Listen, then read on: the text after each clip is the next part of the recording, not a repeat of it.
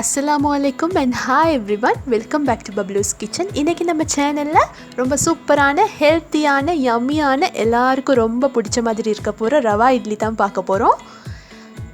எப்பயுமே ஒரே இட்லியை சாப்பிட்டு அழுத்து போனவங்களுக்கு இதை கட்டாயம் ட்ரை பண்ணி பாருங்க. வாங்க வீடியோக்குள்ள போய் பார்க்கலாம் எப்படி செய்யறது அப்படின்னு.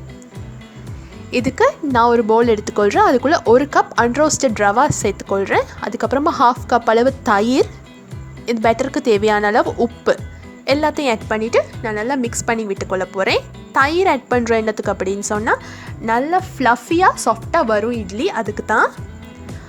அதுக்கப்புறமா இதை கரைச்சி கொள்றதுக்கு நான் 1 கப் அளவு தண்ணி ஆட் பண்ணிக்கொள்கிறேன். தண்ணியை ஆட் பண்ணிவிட்டு நல்லா கட்டி இல்லாமல் மிக்ஸ் பண்ணி விட்டுக்கொள்ளுங்க. பாருங்கள், நல்லா மிக்ஸ் பண்ணினதுக்கு அப்புறமா இதை மூடி போட்டு மூடி ஒரு 15 to 20 நிமிஷம் எடுத்து வச்சுருங்க. அதுக்குள்ளே நாங்கள் மற்ற வேலைகள் எல்லாத்தையும் பார்த்துடலாம். இப்போ நாங்கள் தாளிப்பு ரெட் பண்ணிக்கொள்வோம். இதுக்கு நான் ஒரு 2 டீஸ்பூன் அளவு ஆயில் ஆட் பண்ணிக்கொள்கிறேன். அதோட 1 டீஸ்பூன் கீ ஆட் பண்ணிக்கொள்கிறேன். அதுக்கப்புறமா 1 டீஸ்பூன் சீரகம், 1 டீஸ்பூன் கடுகு ரெண்டையும் ஆட் பண்ணிவிட்டு அதை நல்லாவே பொரிய விடுங்க.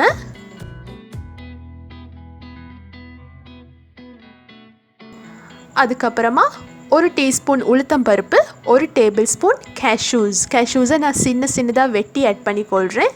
எல்லாமே ரெண்டுமே நல்ல ப்ரௌன் கலரில் வர வரைக்கும் வறுத்துக்கொள்ளுங்க. அதுக்கப்புறமா கொஞ்சம் கருவேப்பிலை, 1 பச்சை மிளகா.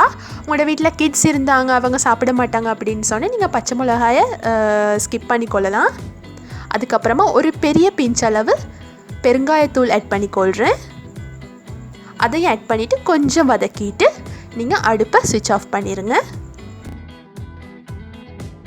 எங்களோட தாளிப்பும் ரெடி ஆயிடுச்சு. ரொம்ப சூப்பர் வாசனையாக இருக்குது. இப்போ நாங்கள் ரெடி பண்ணி வச்சுருக்கிற பேட்டரை போயிட்டு பார்ப்போம். பாருங்கள், அதுவும் ரெடி ஆயிடுச்சு. நல்லா ஊதி வந்திருக்குது ரவை. இப்போ நான் செஞ்சு வச்சுருக்கிற தாளிப்பை நான் இதுக்குள்ளே ஆட் பண்ணிக்கொள்கிறேன். ஆட் பண்ணிவிட்டு நல்லா மிக்ஸ் பண்ணி விட்டுக்கொள்ளுங்க. இதுக்குள்ளே நீங்கள் தேவையாக இருந்தால் உங்களுக்கு தேவையான வெஜிடபிள்ஸை ஆட் பண்ணிக்கொள்ளலாம். அதாவது பீட்ரூட், கேரட், பீன்ஸ், பட்டாணி அப்படி தேவையான அளவு எது வேணுண்டாலும் சின்னதாக அரிஞ்சு ஆட் பண்ணிக்கொள்ளலாம். நான் அதெல்லாம் ஒன்றும் ஆட் பண்ணலை. கொரியாண்டர் லீவ்ஸ் மட்டும் ஆட் பண்ணிக்கொள்கிறேன். நீங்கள் இன்னும் ஹெல்த்தியாக வேணும் அப்படின்னு சொன்னால் நீங்கள் வெஜிடபிள்ஸ் எல்லாம் ஆட் பண்ணிக்கொள்ளுங்க. அதையும் போட்டுட்டு அதுக்கப்புறமா ஒரு 1/2 டீஸ்பூன் அளவு பேக்கிங் சோடாவும் ஆட் பண்ணிக்கொள்கிறேன். அதுவும் நல்லா ரைஸ் ஆகி நல்லா ஃப்ளஃபியாக வரும் இட்லி, அதுக்கு தான் நாங்கள் பேக்கிங் சோடா ஆட் பண்ணிக்கொள்கிறோம். இப்போ அதையும் போட்டு நல்லா மிக்ஸ் பண்ணிவிட்டு நீங்கள் இட்லி தட்டுக்கு நான் நல்லா எண்ணெய் அப்ளை பண்ணி வச்சுருக்கேன். அதுக்கப்புறமா இது சின்ன ஒரு டெக்கரேஷன் தான். இட்லி வார்த்து எடுக்கிற நேரம் கொஞ்சம் அழகாக இருக்கும், அதுக்கு தான். நீங்கள் தேவைண்டா கொத்தமல்லி தழை ஆட் பண்ணிக்கொள்ளலாம். அப்படி இல்லாட்டி கேரட் துருவி ஆட் பண்ணிக்கொள்ளலாம். அப்படி இல்லாட்டி பீட்ரூட் கூட ஆட் பண்ணிக்கொள்ளலாம். இது ஃபுல்லாகவே ஆப்ஷனல் தான், கொஞ்சம் அழகுக்காக செய்கிறேன். அதுக்கப்புறமா நீங்கள் ரெடி பண்ணி வச்சுருக்கிற அந்த பேட்டரை ஊற்றிக்கொள்ளுங்க. இதில் எனக்கு கிட்டத்தட்ட 12 இட்லி வரைக்கும் கிடச்சிது. பாருங்கள், இதே மாதிரி எல்லாத்துலேயுமே ஆட் பண்ணிக்கொள்ளுங்க. இது ரொம்ப ஹெல்த்தியான இட்லி. பார்க்க போனீங்கன்னா டயட் செய்கிற ஆக்களுக்கு, வேறு டயபெட்டிக் ஆக்களுக்கு, ஹை பிளட் ப்ரெஷர் ஆக்களுக்கு எல்லாருக்குமே இது ரொம்ப நல்ல இட்லி. அதாவது நீங்கள் மற்ற இட்லியை விட இந்த ரவா இட்லி கேலரிஸும் குறைவு. பார்க்க போனால் பிள்ளைகளும் விரும்பி சாப்பிடுவாங்க. நல்லா நிறைய கலர்ஃபுல் வெஜிடபிள்ஸ் எல்லாம் போட்டிங்கன்னா சாப்பிட்ற நேரம் கூட அது விளங்காது, சூப்பராக இருக்கும். பாருங்கள், தண்ணி கொதிச்சிருச்சு. இப்போ நான் இதை ஸ்டீமருக்குள்ளே வச்சு ஒரு 10லேருந்து 12 நிமிஷம் ஸ்டீம் பண்ணிக்கொள்கிறேன்.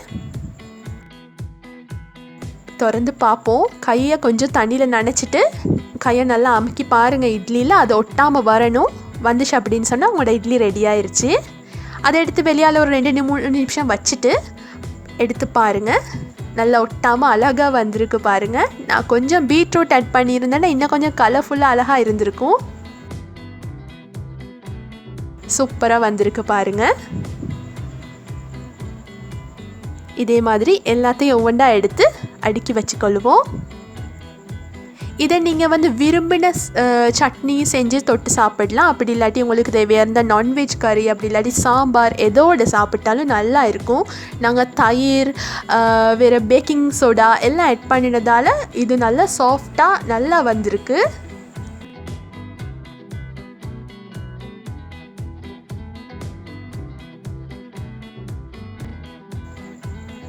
பாருங்கள், உண்டை எடுத்து காட்டுறேன் எவ்வளோ சாஃப்டாக இருக்குன்னு பாருங்கள். சூப்பராக இருக்குது. டெய்லி ஒரே இட்லியை சாப்பிட்டு போர் அடிச்சதுன்னா இதை செஞ்சு பாருங்கள். கட்டாயம் உங்களை எல்லாருக்கும் பிடிக்கும். என்னோட சேனலுக்கு மறக்காமல் சப்ஸ்கிரைப் பண்ணிக்கொள்ளுங்க. அதோட பெல் ஐக்கனையும் கிளிக் பண்ணிக்கொள்ளுங்க.